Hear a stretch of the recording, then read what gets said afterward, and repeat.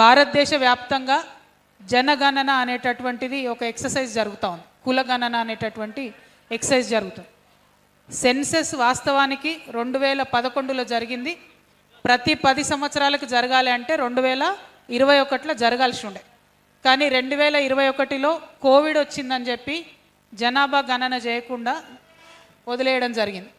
ఆ తర్వాత సందర్భంలో ఇవాళ భారతదేశ వ్యాప్తంగా జరుగుతున్నటువంటి చర్చలో భాగంగా బీసీలకు సంబంధించి గణన కావాలనేటటువంటి డిమాండ్ అన్ని రాష్ట్రాల్లో కూడా వస్తున్నటువంటి సందర్భంలో మరి కేంద్ర ప్రభుత్వం కూడా మేము కులగణన చేస్తామని చెప్పి చెప్పడం జరిగింది.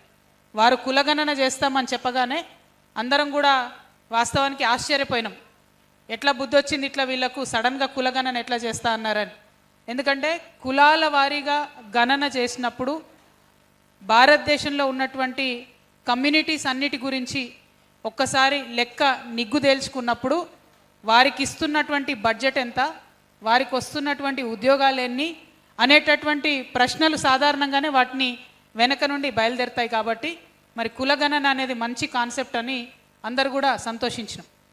ఎప్పుడైతే కులగణన డాక్యుమెంట్ బయటకిచ్చారో, సెన్సస్ డాక్యుమెంట్ బయటకిచ్చారో, ఆ సెన్సస్ డాక్యుమెంట్లో కంప్లీట్గా భారతీయ జనతా పార్టీ భారత ప్రజలను మోసం చేస్తుందన్న విషయం స్పష్టంగా అర్థమైంది. ఎందుకంటే ఎస్సీ ఎస్టీ 2 కేటగిరీస్ పెట్టారు ఇంతకుముందు లాగానే రాజ్యాంగంలో ఉంది కాబట్టి.